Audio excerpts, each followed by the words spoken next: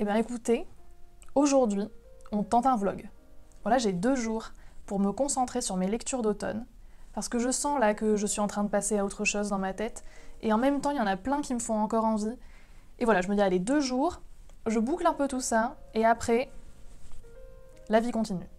Au menu, nous avons donc en priorité Solénopédie, qui est un court roman de science-fiction française des années 1830, et qui a l'air bien bizarre et bien dérangeant. L'autre priorité, c'est Petit, qui est une bande dessinée absolument énorme, qui est dans ma palle pour le littératon gothique, qui en soi est terminé depuis 5 jours. Mais j'ai commencé en retard, alors j'ai le droit de finir en retard. Voilà. J'aimerais aussi lire des nouvelles d'Edgar Allan Poe, parce que j'adore, mais aussi parce que j'ai commencé la série Usher, et chaque épisode correspond à une nouvelle, et il y a des nouvelles mentionnées que je n'ai pas lues, et j'aimerais voir dans quelle mesure les deux se répondent. Ah oui, il fallait que je vous parle logistique parce que je suis en train de créer le compte Instagram pour la chaîne, qui va s'appeler aussi Ça gargouille dans ma tête, et je me demandais ce que vous aimeriez y voir.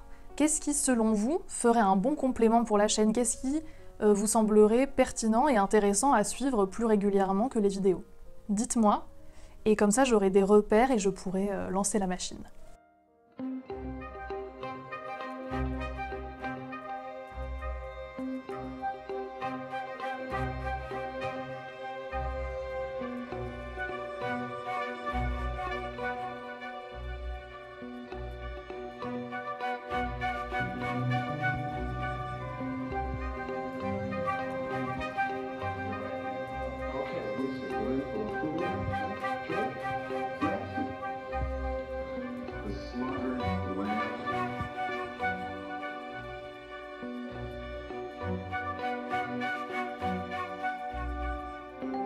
Alors on se retrouve le lendemain matin, j'ai terminé Solénopédie et c'était trop bien. Alors je vous explique. En fait, c'était... Déjà, littérairement parlant, c'était intéressant, le texte en lui-même, et en même temps, c'était aussi un objet littéraire atypique. Et donc je le lisais, et j'avais mon cerveau qui crépitait tellement c'était trop bien. Plus précisément, ça raconte l'histoire d'un homme qui va prêter de l'argent à un scientifique, donc au début du 19e siècle, et quelques années plus tard, alors qu'il se promène dans les Pyrénées, il va entendre des rumeurs comme quoi il y aurait un sorcier dans les ruines d'un château. Alors comme il est curieux et que c'est un homme du 19e siècle, il y va. Et là, il retrouve son scientifique qui va lui montrer l'avancée de ses recherches et donc lui faire visiter son laboratoire.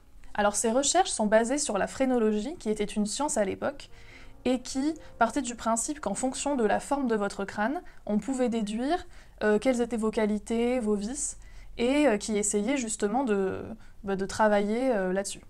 On a le schéma du scientifique fou dans son château qui va mener des expériences sur des animaux et sur des humains, sur des enfants. Et alors le livre repose vraiment sur le dialogue qui va s'établir entre les deux hommes et la manière dont notre narrateur va percevoir tout ce qu'il voit et l'évolution de ses pensées et de ses sentiments vis-à-vis des expériences au fur et à mesure qu'il discute avec le scientifique et que celui-ci, justement, justifie sa démarche. Donc on a vraiment un jeu sur le langage, la construction du récit, le travail aussi sur les perceptions. Tout est fait pour que le lecteur soit secoué, qu'il soit mis à la place du narrateur et qu'il voit, il pense, il entende tous ces éléments et que ça vienne le travailler lui aussi. C'est un récit qui a vraiment une couleur particulière, il est dérangeant, il est perspicace, il est ironique, et on n'en ressort pas traumatisé, mais vraiment on se remet en question. Et la fin est vraiment brillante, je trouve, elle pousse au maximum l'ironie qui est sous-jacente tout au long du récit, et la pousse comme ça à une espèce d'apothéose jouissive et vraiment pertinente. Bon, j'ai au moins 10 pages de notes, donc je vous la fais courte, mais il y a vraiment plein de thèmes qui sont travaillés et qui sont vraiment traités avec finesse. Il y a cette image, évidemment, il y a tous les jeux avec l'image du scientifique fou et l'héritage de Mary Shelley. On a aussi des réflexions justement éthiques sur la science, l'orgueil de la science à l'époque, et peut-être même encore aujourd'hui, avec cette question un peu sous-jacente du transhumanisme. Et puis évidemment, comment justifier le meurtre, comment justifier la souffrance pour la science, mais aussi pour l'humanité, pour, sous-entendu, une amélioration de l'humanité. Donc c'est une œuvre d'une grande richesse qui est pourtant extrêmement simple, extrêmement concise. En parallèle de ça, on a bien évidemment tout le charme du 19e siècle, avec le style et puis les punchlines comme seuls eux savaient les faire. On est toujours dans l'orgueil, l'honneur, l'emphase. Et puis j'aime mieux me rendre coupable d'imprudence que d'ingratitude. N'oubliez pas surtout, ajouta-t-il avec exaltation, que mon secret c'est ma vie, et que si vous le violez, vous serez plus que parjure, plus que traître. Vous serez assassin, car je n'y survivrai pas. Bon, bon, bon. Ah, j'adore. Et en plus de ça, il y a vraiment un jeu littéraire, un jeu avec le lecteur, et une ironie qui est palpable de bout en bout. Et tout ça, c'est en lien avec les conditions de publication de l'œuvre, qui étaient un canular. Paru en 1838 Solénopédie dans une revue scientifique. Puisque le texte se présente d'ailleurs comme vraiment le témoignage du comte d'Albi, du narrateur à la première personne, qui a rencontré un scientifique qui lui a fait part de ses recherches. Là, à l'époque, évidemment, c'était un peu divisé. Certains se sont dit « moi, je trouve quand même ça un peu bizarre », mais il y a quand même des scientifiques sérieux qui ont fait des déclarations comme quoi, s'il y avait vraiment ce fou dans les Pyrénées, il fallait l'arrêter. Et qui ont demandé évidemment à ce que le comte se présente, hein, qu'on sache un peu où on en était, parce que c'était instable comme position. Et la recherche a montré que l'auteur en question était en réalité Aristide Barbier, un industriel qui avait fait un pari dont on ne connaît pas la nature, et dont le résultat a été Solénopédie, publié dans une revue de sciences. Et le fait que ce soit publié dans une revue scientifique, ça mettait encore plus le lecteur face à ses responsabilités. Ça l'obligeait à se demander quelles étaient les limites qu'il considérait être celles de l'expérimentation et celles de la science. Était-il prêt à sacrifier des enfants, à sacrifier des êtres vivants, plus largement, pour améliorer l'être humain?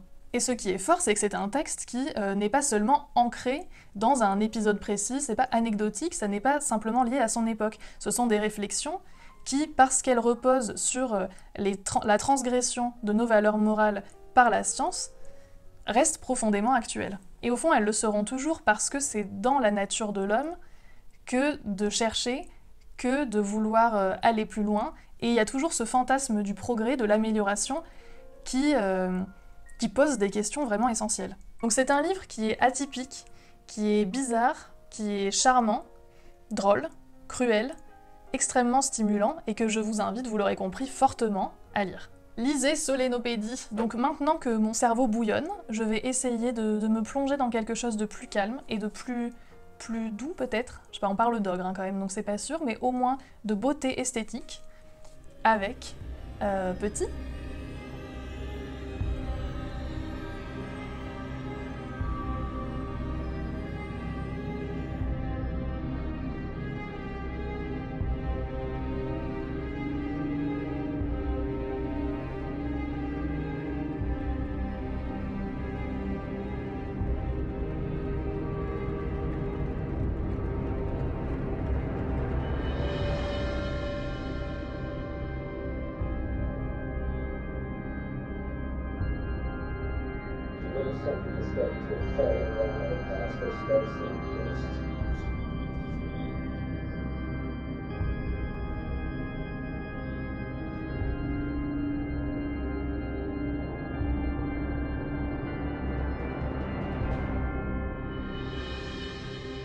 Bon, je vous retrouve pour clôturer le vlog. J'ai lu 3 livres et j'ai regardé l'épisode 8 du Cabinet des Curiosités, qui est une série de courts-métrages d'horreur sur Netflix qui est produite par Guillermo del Toro. Cet épisode m'avait été conseillé par Jorge, désolé si j'écorche ton prénom, sous la vidéo des manoirs en littérature, et effectivement, le manoir est de qualité. On a les meubles, les tentures, les photos de famille, l'escalier, c'est sombre, c'est isolé. Parfait. En plus de ça, on a aussi des fantômes, et je dois avouer que j'ai flippé. Alors c'était pas terrifiant en soi, c'est plutôt une histoire charmante sur le deuil, mais il y avait des moments où j'étais pas très bien. Si vous voulez une histoire avec une belle maison qui fait frissonner, mais qui est relativement douce, c'est une bonne option. Merci cher abonné pour cette recommandation. Dans les 3 livres, j'ai commencé par Petit, et je suis relativement mitigée. Alors on suit une famille d'ogres qui règne sur l'humanité, et qui, comme ils se marient entre eux, deviennent de plus en plus bêtes et de plus en plus petits. Donc on va suivre Petit, qui est le dernier-né de la famille, qui fait à peine 2 mètres, et qui va être élevé par sa tante, donc loin des traditions familiales. C'était à la fois extrêmement réussi, et en même temps un peu raté.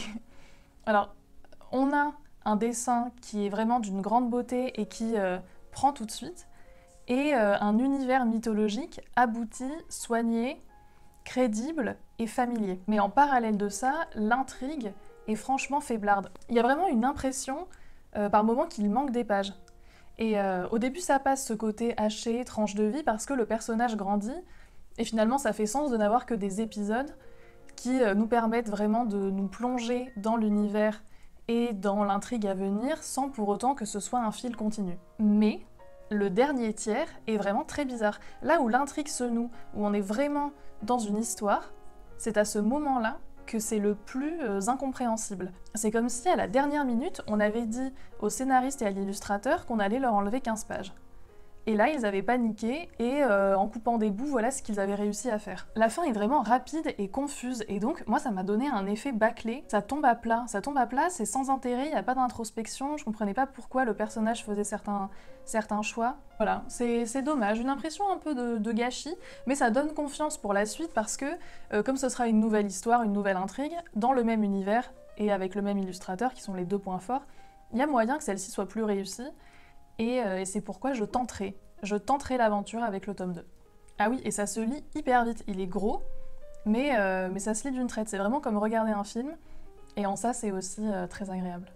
Avant de faire la vidéo sur la chute de la maison Usher, la série Netflix, j'ai voulu relire la nouvelle du même nom d'Edgar Allan Poe. Cette nouvelle raconte l'histoire d'un homme qui reçoit une lettre d'un ancien ami qu'il n'a pas vu depuis longtemps, et qui lui demande de venir le voir parce qu'il est malade et qu'il sent qu'il est sur sa fin de vie.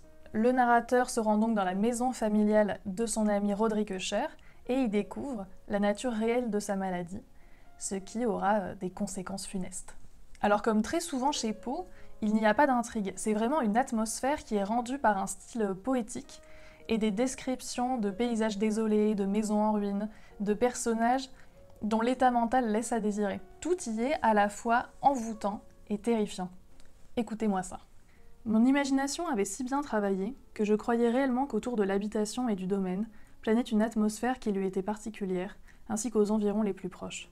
Une atmosphère qui n'avait pas d'affinité avec l'air du ciel, mais qui s'exhalait des arbres dépéris, des murailles grisâtres et de l'étang silencieux. Une vapeur mystérieuse et pestilentielle, à peine visible, lourde, paresseuse, et d'une couleur plombée. Et c'est pour ça qu'il faut absolument prendre le temps de lire chaque phrase lentement, de s'imprégner du texte, des images qu'il suggère et de l'impression qu'il nous laisse. Si on lit à toute vitesse pour avancer dans l'intrigue, on est forcément déçu. Parce qu'en fait, il n'y a pas d'intrigue. Il n'y a que des tableaux, des émotions et des frissons. J'avais lu la nouvelle il y a plusieurs années et en toute franchise, j'étais passée à côté pour les raisons que je viens de vous évoquer. Mais là, maintenant que je connais mieux l'œuvre de Poe et que je sais à quoi m'attendre, j'ai vraiment pu pleinement apprécier ma lecture et, paradoxalement, me laisser surprendre, vraiment écouter ce qu'il avait à proposer. Bon, vous l'aurez compris, c'est un bijou esthétique que je vous conseille vivement de lire, pour ce qui y est écrit et non pour ce qui y est raconté. Il faut vraiment prendre le temps d'écouter et de s'imaginer, et là, l'histoire n'en sera que plus saisissante. Pour en profiter au maximum, je vous suggère de lire ça de nuit, seul, si possible. Et là, vous ne pouvez pas passer à côté. Ce que je n'ai pas fait d'ailleurs. Moi, j'ai lu ça l'après-midi, 2 jours, avec quelqu'un à côté. Je voulais être sûre de pouvoir dormir. Et pour finir, pour apporter un peu de légèreté, quand même, tout en restant un peu sombre, c'est l'automne, j'ai lu le tome 1 du bateau de Thésée. C'est une série en 10 tomes que Cassandra de la chaîne Croque les mots avait beaucoup appréciée. Donc je m'étais dit que je me lancerais. Le jour est venu. Alors on a un jeune homme qui a grandi dans l'opprobre parce que son père a été accusé de meurtre, d'empoisonnement plus précisément dans une école primaire des professeurs et d'un certain nombre d'enfants, donc assez sale. Allant bientôt être père, il se dit qu'il serait temps de faire son deuil et peut-être d'éclaircir certains mystères parce que son père a toujours clamé être innocent, et donc il se rend dans le village du drame. Une fois sur place, il se rend compte qu'il a été téléporté 1 mois avant le crime, et il va mener l'enquête et apprendre à connaître tous les gens sur place, tous les suspects potentiels. Moi j'ai pas trouvé ça extraordinaire, mais c'était quand même intriguant.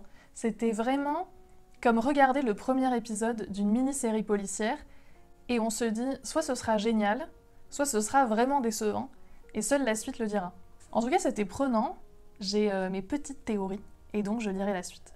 Mais écoutez, C'en est tout pour ce vlog, j'espère que j'étais compréhensible et que vous aurez trouvé mes petits avis utiles. Dites-moi en commentaire ce que vous voulez voir sur Instagram et n'hésitez pas à vous abonner, à mettre un pouce, un commentaire et je vous dis à bientôt.